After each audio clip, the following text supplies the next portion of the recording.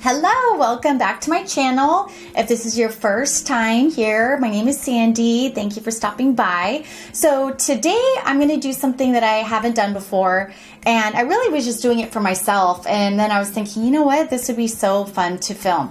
So what I am going to do is I'm going to be doing a 3-part segment on a showdown, if you will, or a face-off, and I'm going to be doing it with 3 high-end foundations that I've never used before. These are all new purchases, but they all have similar claims. So they're all claiming to have full coverage and that crazy 24-hour long wear. So I am going to do 3 full reviews on these products. We're going to put them to the test, see how they photograph, see how they apply, all that good stuff. And then at the end of my 3-part showdown, I'm going to see who's the victor. So now before we get into the first review, I will disclaim that I am normal skin type, maybe a little dehydrated once in a while, but pretty normal. I am going to be using all the same skincare regimen / primer on all these foundations, and I'm going to be using all the same products, like my staple, like powder, concealers, all that. So we're giving all foundations a fair fighting chance. And yeah, so let's get to the first contender. So our first contender in the ring is going to be, I decided on LANCôME. I've never used a LANCôME foundation before, so I'm pretty excited about this one. I did hear about this initially through Nikki Tutorials, so I love her and her coverage looks amazing, so I wanted to give it a shot. But it's called, I know I'm going to butcher it, but it's called Idole Ultra Liquid 24-Hour Longwear Foundation, and this is what it looks like. So really quickly, the claims, I'm going to go over that really quickly because I am going to be reading it and judging it based off their claims. So it is, first of all, $47. The shade range, there's 40 colors, which is awesome. They're claiming it's full coverage, velvety matte finish, which that speaks to me. I love that, with no powdery or cakey feel to it. It's transfer free, which the hubs will love that because I'm always smearing his shoulder. And it's comfortable on the skin. And yeah, so those are the main things that they're claiming. So I am going to first hit you with the demo. Let's see how it applies and all that good stuff. And then we'll also get into how it photographs.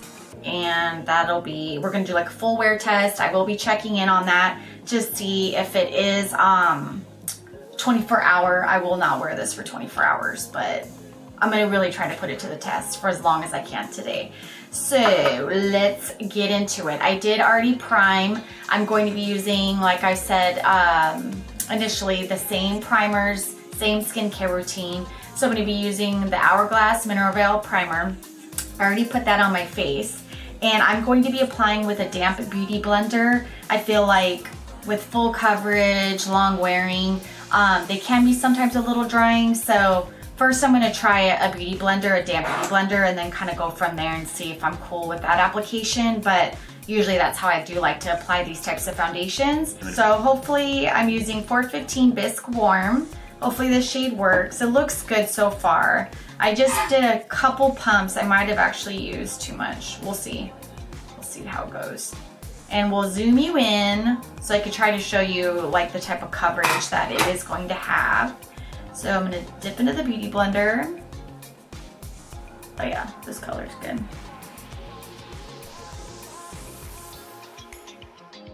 Okay, so that's one application.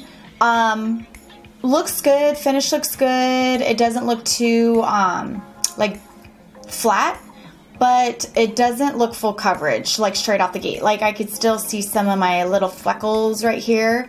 So I'm assuming I could probably build that up, but I'm gonna do a full or one coat first, and then I'm gonna go back in with the second, and we'll see how that applies.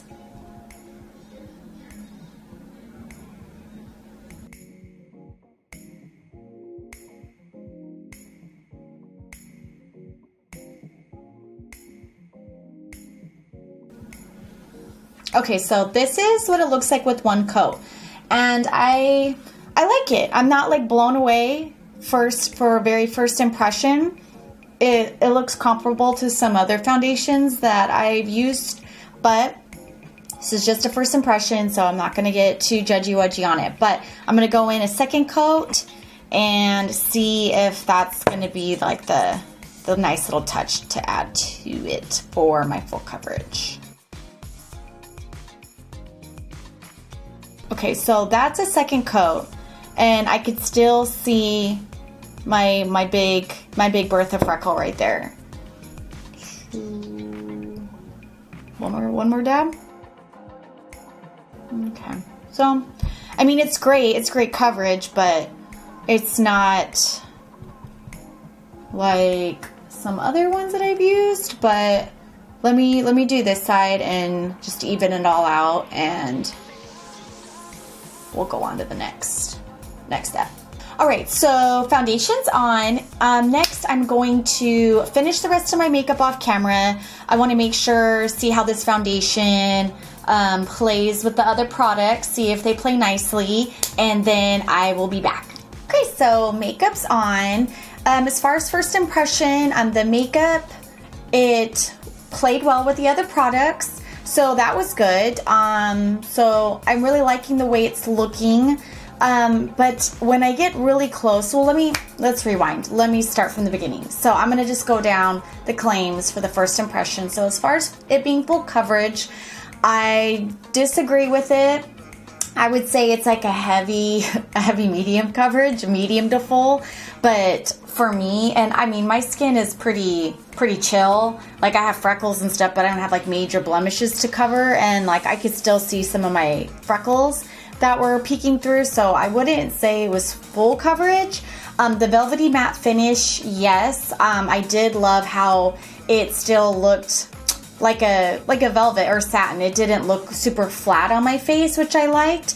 Yeah, no powdery feel to it. I did set my face with my DERMABLEND because that's like my lightest finely milled powder. I didn't want to go in too heavy with powders because I did not want to make my face look cakey. It does say that it's not cakey, and I would say for the most part it's not, but in certain areas, like where my pores are, like right in this area and right here, it looks heavy. And I didn't go in, I mean, I went in with 2 coats, but I feel like in certain areas of my face, I love it, but then in other areas, if you are really close, it does look heavy. But it's not even full coverage, so I don't know. I'm gonna see how this wears. And then as far as it being comfortable on my skin, it is. I don't feel it, which is nice. I don't feel like I have like a cake face on, so that's good. As far as it being transfer, I was gonna do a fun experiment because my husband, so literally these are receipts of a foundation and I was out with my husband and I put my head or shoulder on it, my head on his shoulder, and that's what happened. So let me try this on the other one. Yeah, so I guess you can see just a little, but that's pretty good. It's pretty locked in there. So, okay. I'll agree with that. So that's pretty much the first impression and the demo of the product. I'm going to take some pictures for you with natural light and flash. We're going to see how that photographs, and then we're going to see how it wears. It's almost 10 a.m. So I'm going to try to wear this as long as I can today. I'm going to put it to the test. I have a lot of stuff to do today. I have to go to the gym, but what am I going to do with the cake face? So I might just have to go glammed out to the gym, folks. I don't know what to tell you, but hey, at least I'll be putting the foundation to the true test.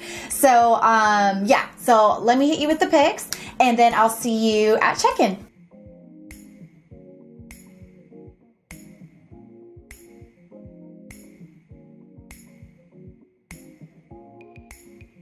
Okay, we're back. So it's 7:16 p.m. I wanted to try to wear it longer, but I'm tired. I want to take my face off and get comfy, take a shower. So this, I feel like still 9 hours. That gives me a pretty good idea of how this is wearing. So what I wanted to do is I created a little scorecard so I could keep all this organized as far as all the different categories of how we judge a foundation, and that way we'll be able to easily compare this with the other foundations that they're gonna face off with. So the first category that we're gonna do is coverage. I'm gonna be rating it out of 5 stars. So as far as the coverage, I'm rating it 4 out of 5. I like the coverage. I thought the color of the foundation was awesome. It didn't oxidize on me. I just wish the coverage was a little bit heavier to cover some of my freckles, but overall I still thought it was a beautiful coverage, so I gave that 4 out of 5. Category 2 is the finish. So they do claim that it's a velvety matte finish without like the powderiness of it, and I completely agree with it. I rated that 5 out of 5 stars.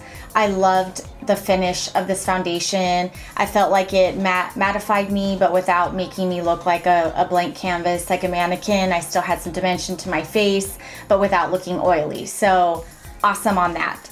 As far as the comfort, that's the third category.